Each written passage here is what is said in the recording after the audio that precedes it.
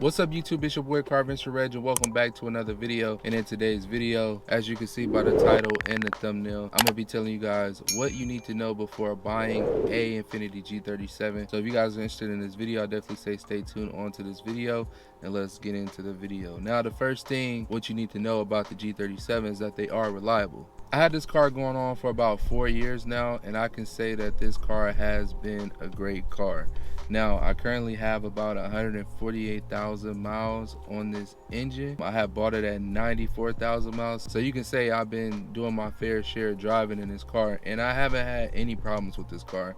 Now, I ain't gonna lie, I do get on this car, I do beat it sometimes, and nothing ever really pops up. I ain't gonna lie. The only thing that happened with this car was the heater hose, to be honest. The heater hose failed, and that's when the coolant came on the ground and all the other stuff, and it got a little hot, but not too hot. But yeah, that was the only thing that happened the whole 4 years I had this car. Now I have been doing a lot of oil changes. I serviced the diffs and the transmission fluid twice or 3 times since I had this car.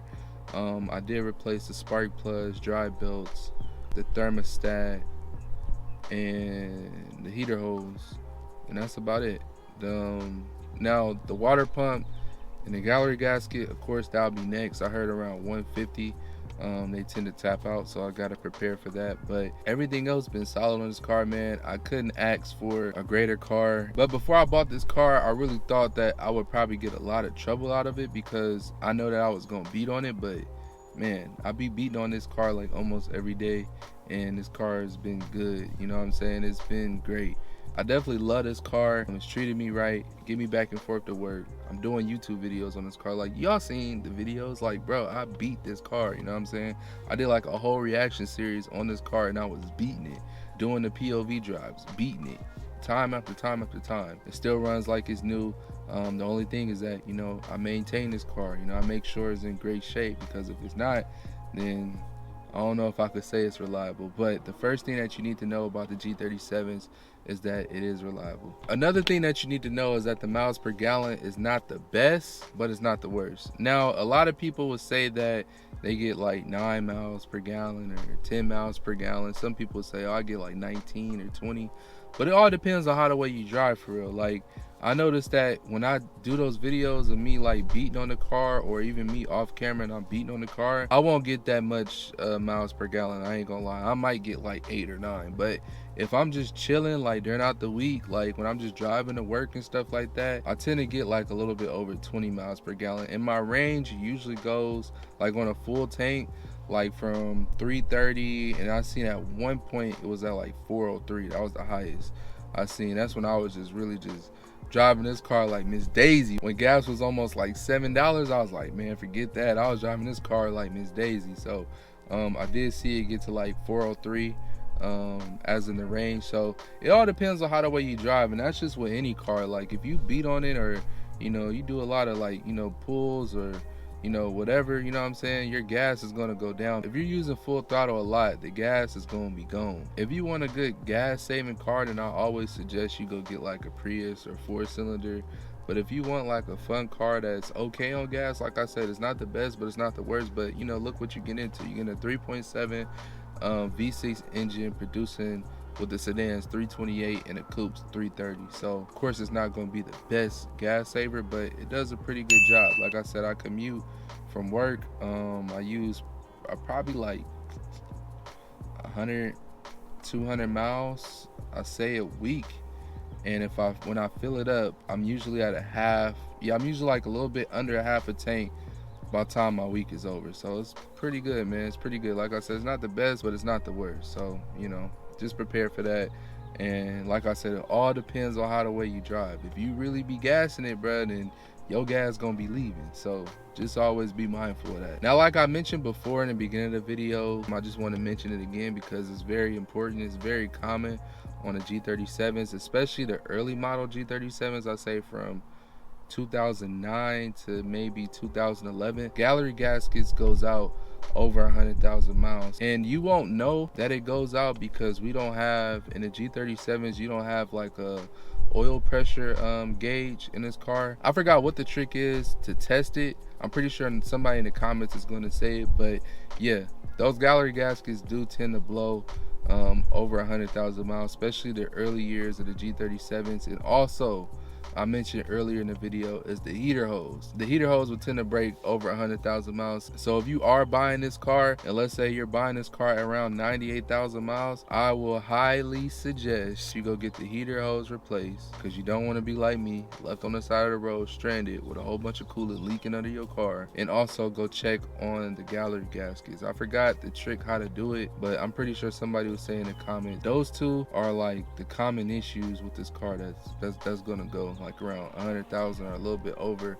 100,000. So you might want to go get that checked. If the previous owner didn't do it, just stay one step ahead and just get it done. Another thing that I want to mention with the G37 is that the transmission. Now, before I say this, no, the transmission haven't been giving me any problems. It's just weird at times, you know what I'm saying? Especially when I'm in traffic. I hate driving in traffic with this car, bro. I hate driving in traffic, because I don't know if you guys ever experienced, for the people who have G37s, go ahead and comment right now and let me know.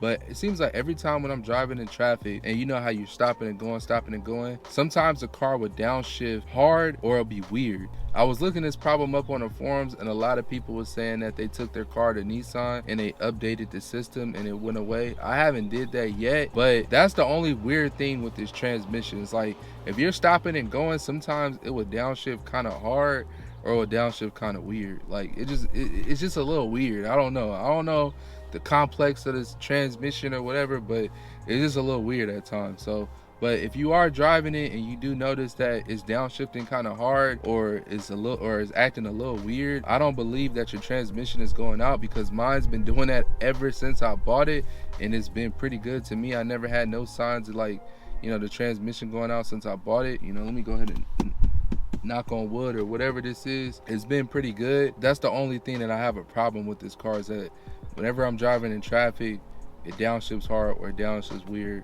and I hate it. I actually love driving the G35 in traffic because that transmission is so smooth, bro, compared to this one, especially in traffic. Like, it's so smooth. Like, don't get me wrong, this one is fun. Like, I just recorded a manual mode video and it was super fun, you know, me doing all that, but it's just weird, bro. The transmission is weird, but it's good. Don't worry about it. It's just a little weird.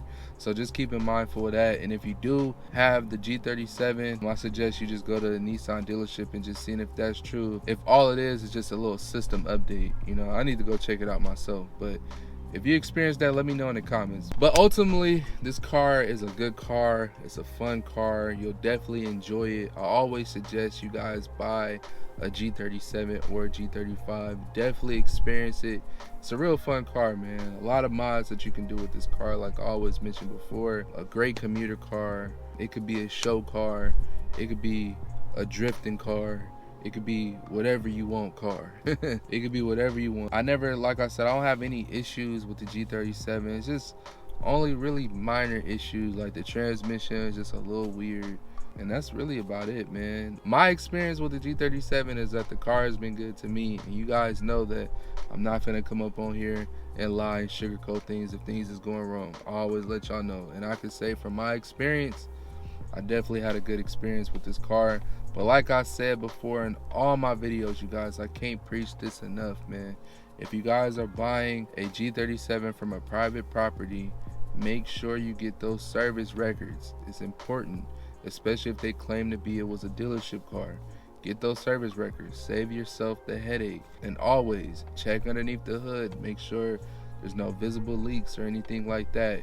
Go in manual mode. Make sure every gear is shifting properly. Taking on a good cruise, you know, test drive for like 15-20 minutes, making sure everything is okay. Is it running hot? Is it keeping the same temperature, you know, etc. So just make sure you do those things, y'all, when y'all buy these cars, because I'm telling you, a lot of people, man, a lot of people be doing some crazy things in this car and they just try to dump it off. Just be mindful of that when you are buying a G37. But like I said, man, this car has been good to me. I definitely would recommend it to you. If you are interested in buying a G37, I say it's a good buy.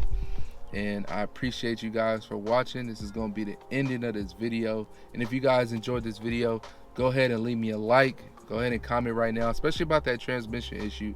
Have y'all ever experienced that? Let me know in the comments. Don't forget to subscribe. I'm really trying to get to 10K subscribers this year, man. I've been doing this thing for almost 3 years now. What will really make me happy is me getting to 10K subscribers by the end of the year. So if you guys gotta share the channel to a friend. If you haven't subscribed yet, go ahead and subscribe. Also turn on post notifications and all that. I definitely appreciate you guys, and I'll catch y'all in the next video. Peace.